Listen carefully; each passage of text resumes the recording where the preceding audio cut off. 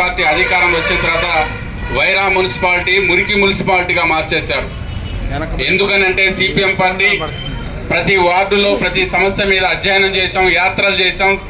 ఎక్కడ ఈది లైట్లు లేవో, ఎక్కడ డ్రైనేజ్ తీయలేదో, ఎక్కడ బ్లీచింగ్ పౌడర్ అవసరం 6 నెలల పాటు సిపిఎం నాయకత్వం గత అన్ని సర్వే చేసిన తర్వాత అడుగడుగున అధికారులను నిలదీస్తే, ఆందోళన చేస్తే ఇక్కడ మున్సిపాలిటీ సంబంధించిన అధికారులు కూడా 2 చేతులు ఎత్తేసి అయ్యా మా చేతులు లేవు, నిధులు ఇవ్వట్లేదు ఈ ప్రభుత్వం అని తప్పించుకున్నటువంటి ఈ పరిస్థితిలో గట్టిగా ఒత్తిడి చేసి ఎక్కడ అవసరం ఈది లైట్లు పెట్టించాం.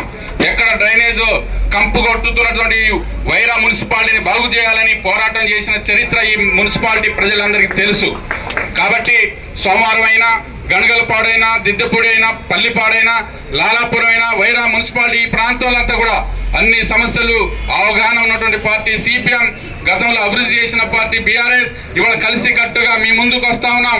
మీరందరూ ఆదరించండి, అభిమానించండి, గెలిపించండి, ఆ తర్వాత అభివృద్ధిని చూడమని ఈ సందర్భంగా తెలియజేస్తా ఉన్నాం. ముఖ్యమంత్రి గారు మన వైరా వచ్చినప్పుడు గత సంవత్సరంన్నర కాలంలో వైరా మున్సిపాలిటీ చాలా దరిద్రంగా ఉంది, అభివృద్ధి కావట్లేదు, నేను స్వయంగా ప్రత్యేకంగా 100 కోట్ల రూపాయలు నిధులు ఇస్తానని చెప్పినటువంటి మాట 1 రూపాయి కూడా ముఖ్యమంత్రి గారు ఇవ్వకుండా ఇప్పటికీ అమలు కానటువంటి పరిస్థితి. కాబట్టి కాంగ్రెస్ నాయకులు కానీ ఇచ్చే వాగ్దానాలు కానీ అమలు చేయరనేది ఈ 2.5 సంవత్సరాల కాలంలో రాష్ట్రంలో 6 గ్యారెంటీలు కావచ్చు, వైరాకి ఇచ్చిన మాట కావచ్చు, అమలు కాలేదని రుజువు అవుతుంది. కాబట్టి వైరా పట్టణ ప్రజలు, ప్రముఖులు కూడా ఆలోచించి పవిత్రమైన పొత్తు బీఆర్ఎస్ సిపిఎం అభ్యర్థులను గెలిపించడం ద్వారానే వైరా మున్సిపాలిటీ సమగ్రంగా అభివృద్ధి అవుతుందని తెలియజేస్తూ మాట్లాడే అవకాశం ఇచ్చినటువంటి మీ అందరికీ పెద్దలు కూడా మరోసారి సిపిఎం వైరా డివిజన్ కమిటీ తరఫున నా తరఫున అభినందనలు తెలియజేస్తూ సెలవు. నమస్తే.